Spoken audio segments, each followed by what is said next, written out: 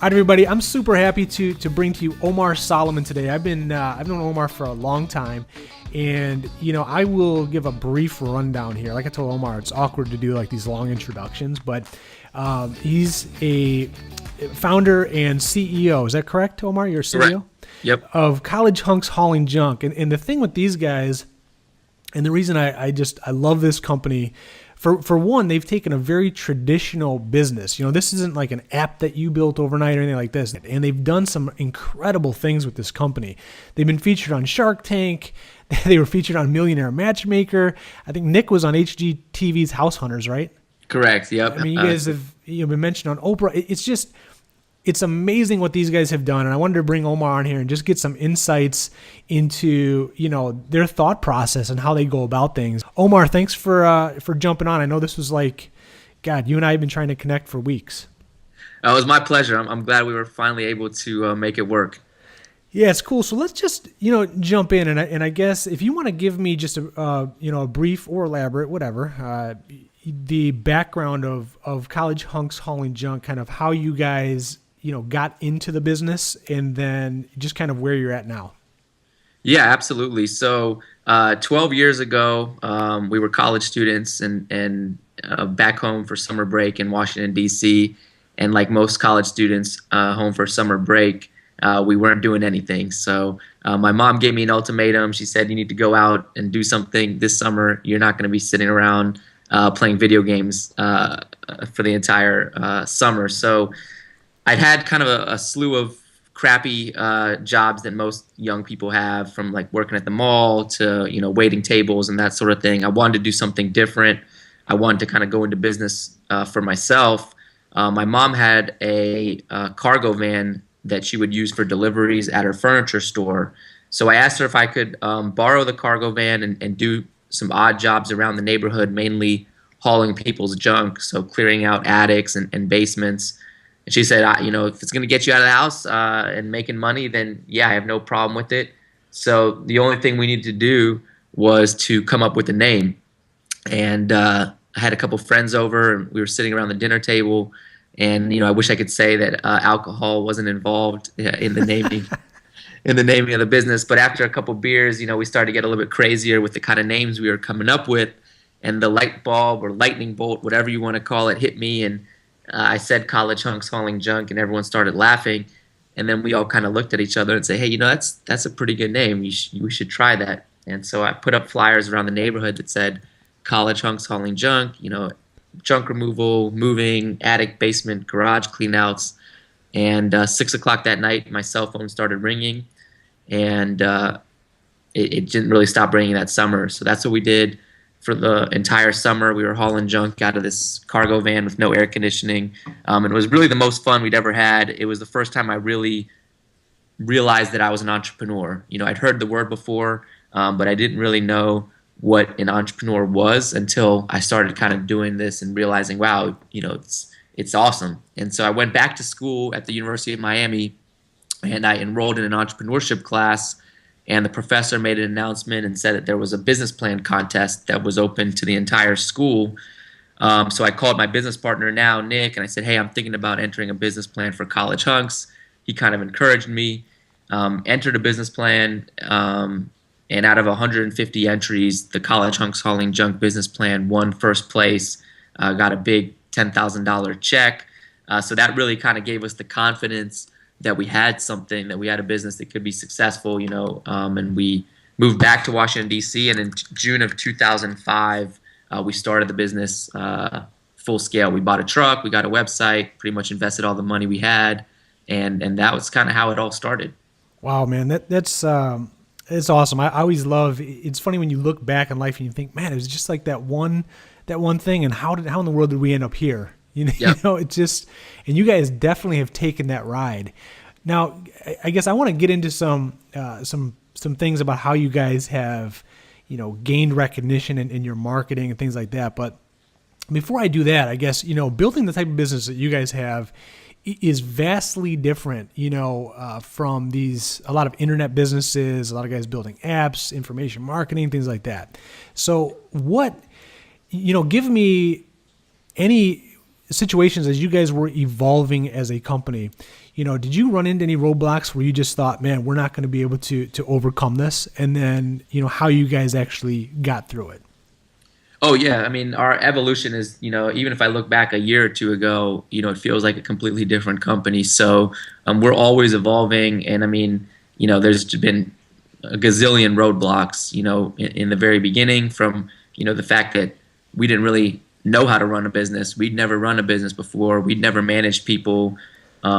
So you kind of had this business that was disorganized, and then we really realized that we read a book called The E-Myth by Michael Gerber, which really kind of hit home for us. And the whole premise of the book is, you need to work on the business, not in the business. And we realized we were working in the business. We were out hauling junk. We were on the phone with customers, but we needed to create systems that we could plug people in to actually do all these different tasks.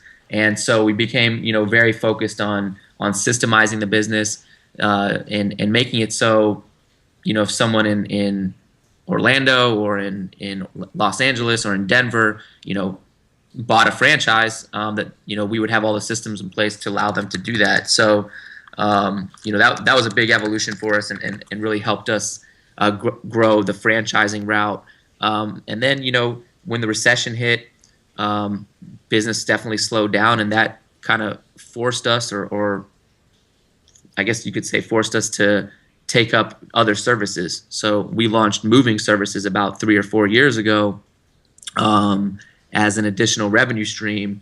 And now if you look today, our revenue is almost 50-50 between moving and junk removal. Wow. So we've kind of evolved to become a moving company as well. So, I mean, a ton of evolution. And I think, when you're owning a business, if you're not evolving, you're probably going to run into some trouble. So I think evolution is just part of being an entrepreneur. Yeah, I mean, that's awesome, man. 50-50, that's great. Yeah, it's crazy. I mean, moving is definitely a bigger industry. It's a multi-billion dollar industry. And I think we just kind of stumbled upon a big market gap where people want a trustworthy brand to come in and move them. And, there's a lot of horror stories about moving, and we've kind of been able to become this breath of fresh air and this very trustworthy brand in a pretty crowded landscape that has a pretty bad reputation. Yeah, for sure. And so for you guys, it's interesting to me because you're again in a very traditional business, and which I love. I just, it's not easy to do what you guys have done entering a market like that. And you've got some huge mammoth competitors, and yet you guys always seem to, I joke all the time, but I don't know anybody really as good at the level of the game that, we're playing at, as good at getting attention as you guys. I mean, it's just crazy, from Shark Tank to, I mean, all this stuff. And I guess if I'm starting out, I mean, without asking you, how are you doing that? Really, what do you think it is? I mean, do you guys have a methodology to, I mean, was that part of your marketing strategy to, get that kind of attention, and how are you doing it? Yeah, I mean, we realized very early on how powerful PR is, and obviously the name College Hunks Hauling Junk, it's easy to get PR with that name, but the way we look at it at public relations is really the way you should look at. I mean, is really a sales. We look at PR the same way a lot of people might look at sales, and so we really are selling, angles of stories. Every day a reporter wakes up and doesn't know what they're going to write about. So if you can pitch them on different story angles, especially with things that are happening, in the environment in that given day, whether it's, there's always a million different angles. So, and just like sales, you have a funnel, you're going to hear no a lot, but you got to kind of pound the phone. So for us, we really treat PR a lot like sales, and we look at our company as a PR and marketing company that just happens to do, junk removal and moving and these other services. So in terms of what our strength is, it's really kind of getting the name out there. And it's everything from, guerrilla marketing. It could be as simple as parking one of our trucks on a busy intersection, all the way to SEO and making sure we're showing up high up in internet search, and then to the bigger PR stuff, like getting on shows like Shark Tank or Millionaire Matchmaker or Home and House Hunters. So we really look at it like sales. So it's got to be something that you are willing to hear no, and really willing to kind of pound the phones or pound the pavement to generate. Yeah, that's so awesome, and it's funny you mentioned E-Myth. It's one of those books that resonates. Anytime I read that book, it just I start kicking myself. Yep. It's so spot on. But it's fascinating that you say you guys look at your company as a PR and marketing company, because to me, when I hear you say that, that is like exactly what the E-Myth teaches. Like, you guys realize that, without customers and without, that level of, oxygen being pumped into the business, you guys Yep. don't grow. And so I think it's interesting that you guys look at your company like that. It's very few entrepreneurs would take that approach. They're so focused on being in the business and doing the work that they never step back and say, hey, look, my job is to make sure we get customers. And then we have a system in place that runs.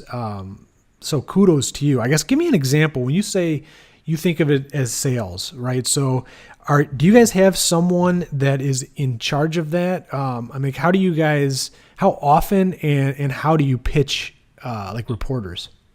Well, yeah, I mean, we've had we've hired folks, entry level people. I mean, you could even get in the summertime. There's even interns that you could get. But we've hired folks who have who aren't PR people but are sales people, and we just kind of teach them, what the angles of the stories are, and they're out there hunting. We've kind of become fortunate now, where a lot of it's starting to come to us. But really, it's just a matter of hiring folks that aren't afraid to hear no, and that are going to pound the pavement and make 50 to 75 to even 100 calls a day to different reporters. And there's different sites and stuff where you can get contact information for all the different media folks out there. And it's really just kind of going down the list, having a couple angles of stories and saying, hey, I think I have a great story for you. Can I have 2 or 3 minutes of your time? And if the person says yes, then that's a win, and you pitch them on that story. And so we don't just say, hey, we're College Hunks Hauling Junk, we're great, write a story about us, but we kind of look at what's going on. So if it's if there's a reporter that writes a lot about green initiatives, well, College Hunks Hauling Junk does recycle about 60 or 70% of the items we remove. We do have a lot of tips for folks that want to become more green or want to recycle, and so we'll pitch that angle. Or if it's the economy, then we'll talk about jobs. So there's just a lot of different angles that you can pitch. You don't have to just pitch what your business does. You kind of want to brand yourself as an expert in the industry, whether it's entrepreneurship or if you're in manufacturing, brand yourself as an expert in manufacturing. If it's job creation, brand yourself as an expert in that. So that's kind of the approach we've taken. Obviously, again, we've been fortunate that the name is just something that resonates with the public, and people want to hear about it just because the name is funny and catchy. So I don't know if it'd be as easy if we were just Omar's Movers, but it's if you take that approach, that sales approach, you will get some PR stories, and you'll it does become a domino effect. One PR story turns into two. So that's just kind of the approach we've taken.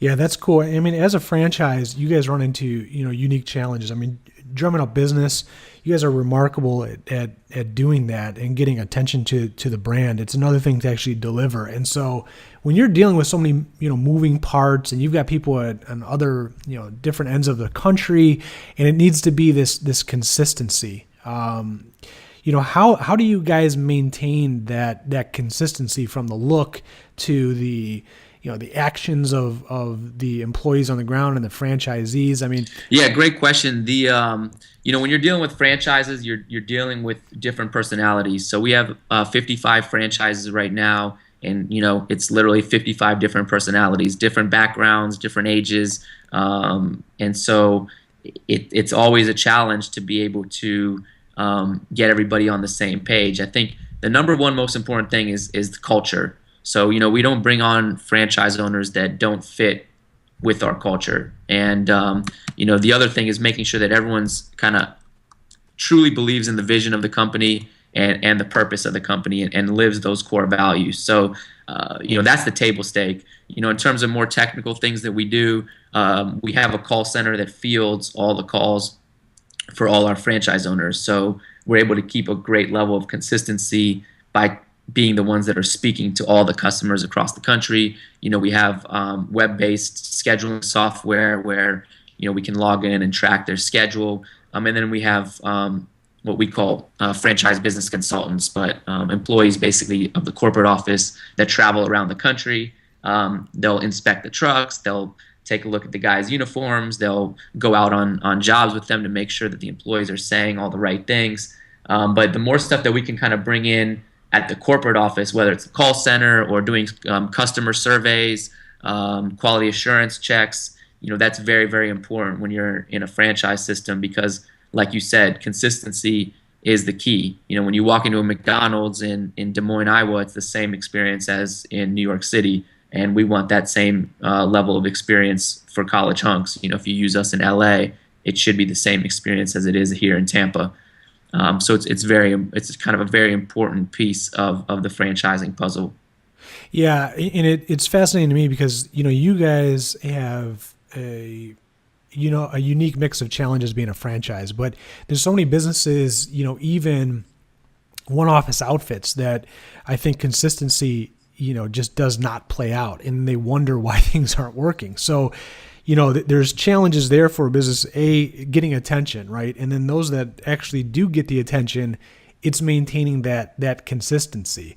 So, when you guys were starting out, before you had all these franchises and you were dealing with personalities, what did you and Nick do, from the standpoint of making sure that every trip, every customer, all of the guys, when you guys were running your own team, did you guys have anything that you did to ensure that the quality and the consistency was there? Yeah, great question. And I got to bring it back to the E-Myth again because that one of the other parts of the E-Myth that really resonated with us was people don't fail, systems do. And when we read that, our eyes kind of got real big because up until that point, it always seemed like we would blame the employee, like, oh man, Johnny screwed up the order, or Mike, didn't write the correct receipt, or this person messed up here.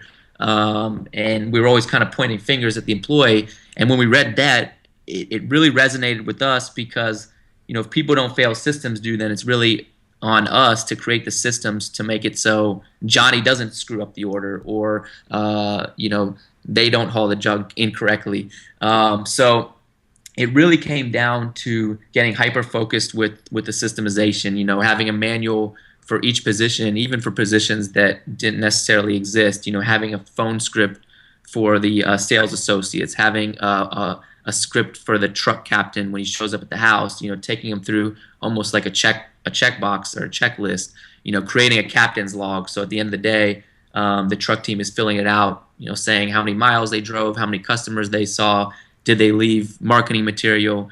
So kind of taking the guesswork away from the employee and putting it in the systems. And once we did that, you're always going to have an issue as a business owner, no matter how systemized your business is. But once we did that, it really changed our business. It allowed us to get out of working in it and allowed us to go out and just sell the business. We didn't have to worry about the orders or the calls. We could just go out and do what we did best, which was speaking to realtors, getting PR, coming up with new marketing initiatives. And it really kind of allowed us to do what we were best at. Yeah, and it's, you guys have just done, maybe you do realize how hard it was, but, I look at what you guys have done and, running, businesses myself. I look at that and, I know how incredibly difficult to get a business to where you guys have gotten College Hunks Hauling Junk. That is not an easy task, and you're to be applauded for that, first of all. But what I see a lot of companies doing, and this is going to reverberate from E-Myth, but usually like the baker starts the bakery, Yep. the plumber starts the plumbing outfit. And so I think what I'm getting from you and what I think everybody needs to realize when they struggle and they're trying to figure out how do we grow a business, it's a matter of, okay, let's let's make sure that what I do and how I do it can be duplicated so then I can go out and get attention and make sure I can deliver that anywhere in the country. And that's Yep. kind of what you guys did. Yeah, that's a fantastic point. I mean, I'm not passionate about hauling junk or moving stuff, but and so that's not, I'm not in love with that aspect. And I think a lot of folks start businesses because, like you said, they like to cut hair. I'm going to start a barber shop, or I like to do nails. I'm going to start a salon, whatever it might be. But that's kind of the myth that the E-Myth talks about. And so, really the best business owners are the ones that kind of remove themselves from the day to day. So, I'm not passionate about hauling junk, but I am passionate about people and building culture, and I'm passionate about building leaders and improving our employees' kind of lives through learning about entrepreneurship. So I'm not necessarily passionate about the nuts and bolts of the business, but I think that's a mistake that a lot of people fall into. Like you said, the baker wants to start the bakery, and then they just can't remove themselves from that day-to-day operation. They have to be there baking every cake and touching every customer because, for whatever reason, they want it done their way. The hardest thing a business owner can do, but also the best thing, is letting go. And I remember the first time the employees went out on the truck and we weren't on the truck with them, it was kind of like sending your kid to college, or watching your kid take its first steps. I was like, oh my God, they're going to crash. They're going to, all the things that could go wrong. But nothing went wrong. They came back, and it felt good to kind of let go. And so as a business owner, you have to be able to let go of certain pieces of the business in order to grow. Yeah, that's cool. And it was nice, when I was out in Tampa several years ago with you guys, the different personalities, it was remarkable, quite honestly. I mean, it is fascinating how many different personalities and the types of people that you guys have, and to see it is just special. It's cool to see. So for you, getting the business to where it is now, right? What is it that you love about waking up every day and running this business? What drives you at this point? Oh, I mean, it's a lot of things. I think first and foremost, it's our company purpose is really what drives me, and our company purpose is to move the world. And so it's three simple words, but it has a lot of meaning, and it resonates a lot with the folks in our organization. And so it's obviously one day we want to be able to move and haul people's stuff all over the world. But the other part of it is that we want to move people through a positive experience. We want to move people emotionally, not just their stuff. So it's awesome, and not just our clients, but our franchise owners, our employees, and our customers. And so every day I think I'm driven to see how can we make the experience better, and create almost like a Disney-esque experience for our clients. What can we do for our employees that's going to help them grow? And so it's really cool, now with social media and with all these things with technology, you can really kind of hear the voice of the customer and the voice of your employees quite easily. So, when you have a customer say the experience was a Disney-esque experience, which is something we hear a lot of times, that's not a typical thing someone says about a mover. So, when you hear that, it really brings a smile to my face. Or when you get an email from an employee who might have worked for us a year ago, who's thanking us, saying, hey, I learned more in this job than I did in any other class in school or any other job I've ever had. Thank you for the opportunity. I mean, those are things that keep me waking up every day. It's just an awesome experience to be feeling like we're doing something more than just moving people's stuff. And so it definitely motivates me every day. No, I love it. So give me an example. It's so fun because very few businesses get to touch so many customers in the way that you guys do, because you guys aren't just like serving up a burger. I mean, that's an emotional experience, man. You've got people in people's houses and moving stuff. It's crazy. It is. What do you guys do to create that Disney like experience? Are there little things that you guys do to create that kind of unexpected wow factor? Yeah, absolutely. I mean, great book is written by the founder of Zappos called Delivering Happiness. And, he's in a similar business in that, he sells shoes online. There's nothing glamorous about that, but he has a similar business in that he has a call center. So all of the calls and customer questions and stuff are going to their call center in Vegas, and he's doing something that's really been around for centuries. People have sold shoes forever. He's just found a new way of doing it.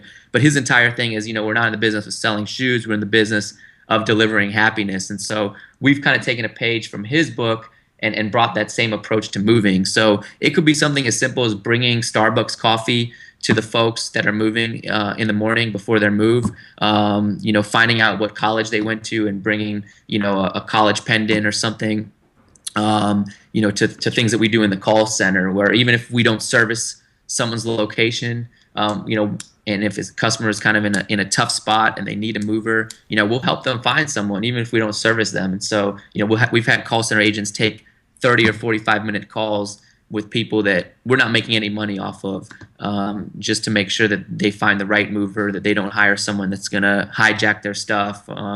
So it's really kind of looking at all the different touch points that a client has with your company, and it can be the first call, the second the truck shows up, when we give the receipt, the quality call, and seeing how can we wow them at all these different touch points. And it can be simple stuff. It could be bringing them a cup of coffee. If they have a pet that's moving, bringing a pet toy for the dog or for the cat. If they have kids, it might be bringing a College Hunks T-shirt for the kid. So just little things, and you'd be surprised. Moving is the third most stressful thing that's going to happen in someone's life, next to death and divorce. So you're talking about taking people from being extremely stressful to extremely stress-free, and really that kind of transformation really builds these brand lovers that really will go out and spread the name of the company. I mean, 30% of our business is repeat and referral, and it's really because of that experience that we've been able to create.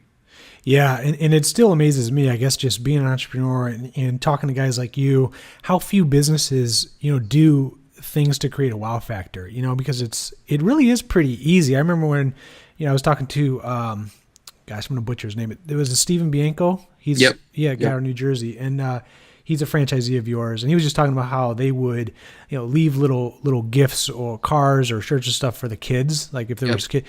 I mean, it's like, how simple, and it just amazes me how few businesses actually do that, but it goes so far, and you guys are proving that. It's pretty cool. Yeah, it does. And I think a lot of folks are always saying, well, I need to come up with a new business or a new idea. And, you got hundreds and thousands of MBA students who are trying to come up with a new business. But I think only a very few amount of people ask, how can I make people happy? Because if you can make people happy, the business is the easy part. So if you can figure out a way to make people happy, and it can be in the simplest business in the world. It could be a plumbing business. It could be selling shoes online. It could be moving people's stuff. But if you can make people happy, I mean, that's the X factor. And it's such a simple, such a simple thing. But a lot of people just kind of overlook that part. And if you can succeed in that, the profits and the revenue and the growth will all come organically. Oh man, I love it. That's good stuff. What advice, is there any bit of advice? I mean, you've thrown a lot of it in this, as we've talked. I mean, I feel like I'm making you backtrack. It's just so much good stuff. But along the way, was there any bit of advice that really resonated with you, or, it sticks in your mind as a moment that, really made a difference, a piece of advice that changed things? There's been a ton. I think the best piece of advice is surround yourself with people that are smarter than you and listen to them. And so if you think you know it all, you don't know anything. If you're always willing to learn and grow, then you're in a great position. So we've been fortunate. We moved down to Tampa 6 years ago. We have a great board of advisors down here in Tampa. The CEO, the former CEO of Valpak, the CEO of Front Burner Brands, which owns like Melting Pot Restaurant, a bunch of big restaurant chains.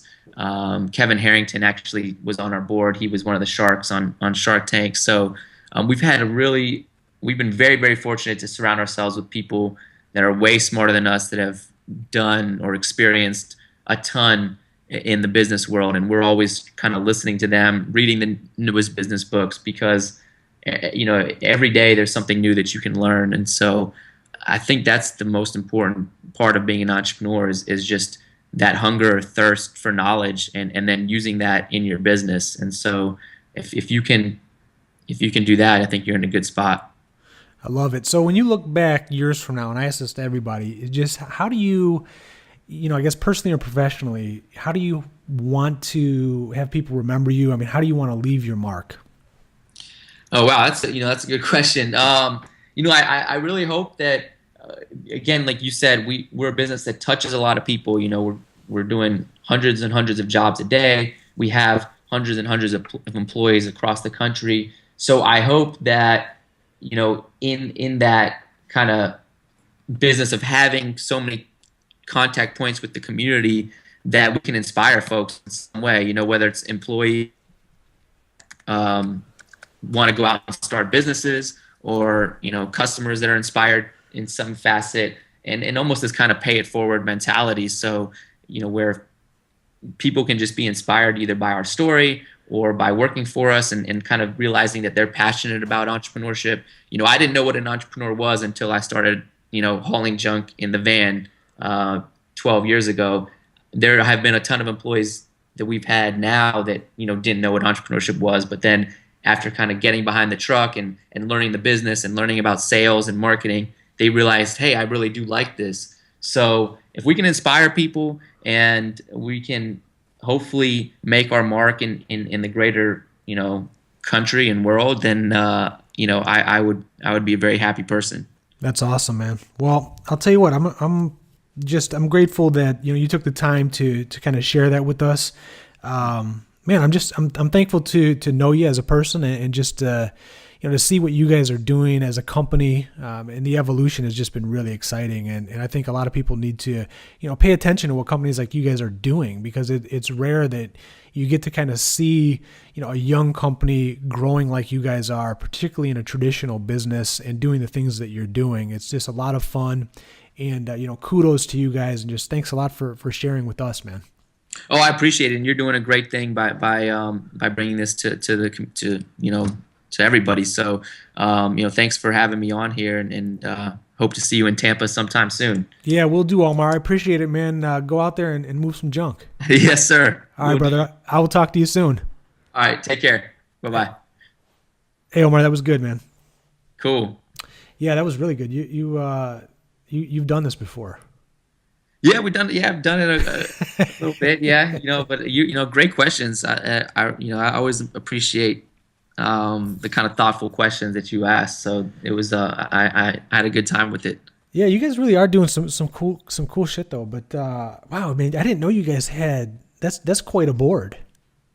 For 55. Your you mean the board of advisors? Yeah. No, we've moving to Tampa was probably one of the best things, in terms of just lucky and best things we've ever done. That's certainly high up there. Tampa, the community in Tampa is very different than DC or some of the other big cities, because it's a small community, but there's a ton.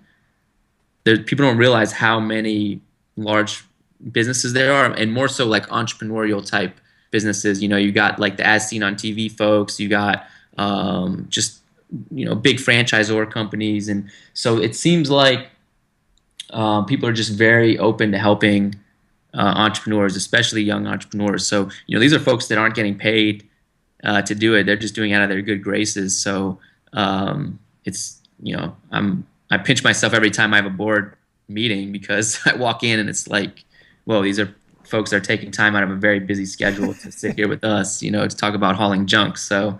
It's awesome. What did you do? Just approach them? I mean, how do you pull off a board like that? Yeah, I mean, it's kind of like all been degrees of separation, whether it's, Nick met someone who knew someone, or just approaching them, and just kind of, and it's kind of a domino effect. One person points you to another.